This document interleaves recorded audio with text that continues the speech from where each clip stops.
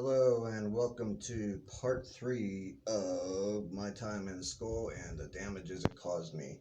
Yes, I'm in my bathroom because it's nice and quiet in here. I can smoke in here, and it just gives a little bit of an echoey vibe, and just beats all the other crap going on outside. But anyway, part three. Everything I've said so far is 100% true, and I'm sure someone's going to try to say different, but they might try to sue me, but what the hell are you going to sue me for? I mean, I should be the one suing you. But I'm going to say, the school system is very corrupt. People get away with so much. Even my brother, he too was assaulted by a assistant principal, Mr. Tepper, and my mom filed charges, and of course, he got away with it. And the magistrate had a brand new pickup truck that year. So, it kind of says a lot right there, so much for the justice system. But, I've had a lot of these experiences. People can believe what they want. I don't give a shit, but until it happens to you, don't say anything to me. Unless you're apologizing or whatever the hell else. But, I'm not very forgiving anymore. But that fall of '87, I I got to repeat seventh grade again. Sorry about that. I'm trying to get comfortable here, but yeah, fall '87. I found myself repeating the seventh grade. I mean, I was a little bit embarrassed about it at first, but I looked at it as a clean slate, a chance to start over again because the first year wasn't so good, and I just figured everything would be nice and cool. My parents weren't happy about it, but I joked about it. They were like, "Well, you're never going to get out of seventh grade," and I'm like, "Well, at least I'll be the first one in seventh grade on Medicare and Social Security." I mean, but technically by law they can't keep you that long anyway. But I just remember, all the pretty girls that year that didn't know me. Yeah, it was nice in a way, and I figured, I could maybe strike a relationship up with one of them, but I mean, no one really gave me a chance because a lot of the troublemakers from the prior year just didn't keep their mouths shut, and there was just a lot of bad shit being said about me. And also, there was a teacher we had up there. This guy, he was probably about maybe 4 foot tall, and he loved to challenge students. First day of school, he'd be like, "Oh, anybody feels like they could take me on, stand up right now." And I remember this one kid actually did stand up. He was an African American kid, and this kid here, he was really big, even in kindergarten. I mean, in kindergarten, he looked like a third grader. But I mean, he was one of the nicest guys you ever wanted to meet. But this teacher, on the other hand, he just had a chip on his shoulder, and I thought he was a joke. And like all the others, he's protected by their little unions and everything else. And I had him actually my first year of second grade, and I had to get my schedule changed because of him. I had to fight like hell to do it. It's like they wanted me to continue in this class, and get away, keep getting pushed around by him. But the second year of seventh grade, the first few months weren't so bad. I got into the Beatles, their younger years, and I found out what a Teddy Boy was, and I really got into that. And I mean, I had to pretty much use my own creativity on that one because, like I said, we had no way of researching things back then. But I will admit I was socially retarded. And I don't mean to offend anybody with that word because I'm speaking of myself. My parents, they never really let me do much when I was younger. They were so worried about what, everybody was going to say or think. And, like I said, I had an aunt who caused all kind of problems for me. And my mom was afraid of her.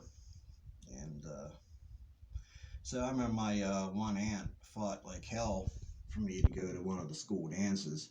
And I mean, I was actually really happy I got to go. I actually got to dance with a girl.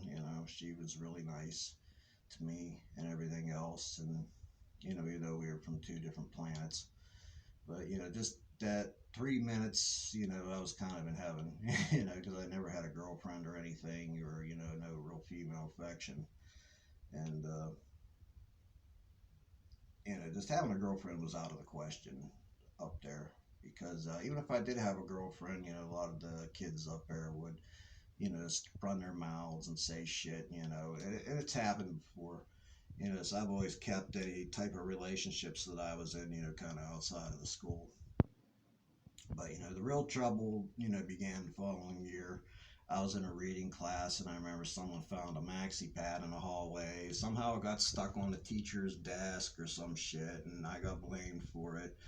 And I had to get my schedule changed again, because it just seemed like every class I was just having a problem and everything. So I was in an English class with a teacher named Mr. Spino, and he hated it when you said okay. And I was talking to a buddy of mine. He turned around and I said okay, and he's like, I don't need your permission. Okay, don't say okay, okay, okay. So he got pissed off and threw me out eventually. So I'm standing out in the hallway. The principal, Mr. Pekarsik, I mean, he come running up the hallway, huffing and puffing. What the hell did you do? What did you do? What did you do? I'm like, dude, calm the fuck down, man. And he started shoving me into the lockers. I'm like, don't touch me, man. He's like, oh, what are you going to do? Hit me? Well, eventually I hit him. It was self-defense. I mean, he was getting upset over nothing. And, I hit him so hard the glasses flew off his face. It was self-defense. I told him, don't touch me. And he kept doing it. He just kept shoving me, and I hit him. Well, he filed charges on me. And I had to go to court. And I remember up at Greensburg Juvenile Court, charges are assault and school court incorrigibility. I got 6 months probation from the county. And they had a second hearing for me in front of Mount Pleasant Town Council, which, if you ask me, this hearing was illegal. Because, I mean, they were basically overriding everything that, was said, in the county. Because I got 6 months probation, and these people here, they were threatening to lock me up. It's like, you can't lock me up here because I already, had a hearing. So I don't understand why I'm having a second hearing. I mean, technically that's double jeopardy. But, they got away with it. They're allowed to do what they want. They got away with it. And like I said, we had no lawyer or, no money or anything like that. So, there was no way really fighting this. But, I was threatened. I was intimidated. I wasn't allowed answering any of my questions. I tried explaining what happened to me, and they wouldn't let me say anything. I mean, mind you, this was the establishment. These were the parents and the grandparents of all the honor roll students, the jocks, and everything else. So they had no understanding of what was going on. And, they gave me 6 months probation on top of my 6 months probation. So it's like, what is this, double secret probation? Or anything like that, so,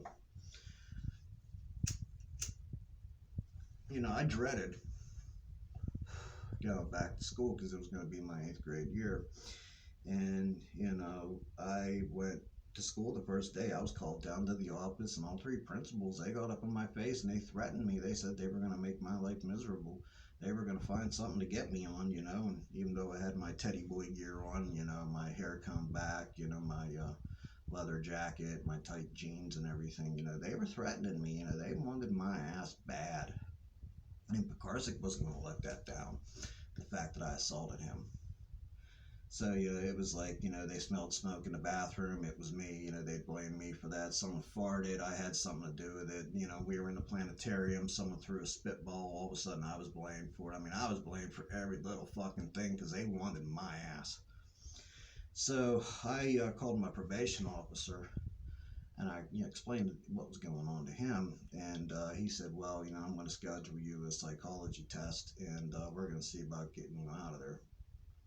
And I remember they called a guy from Erie to come down. I mean, this guy walks in with a pair of these pants on, and they had ducks on them.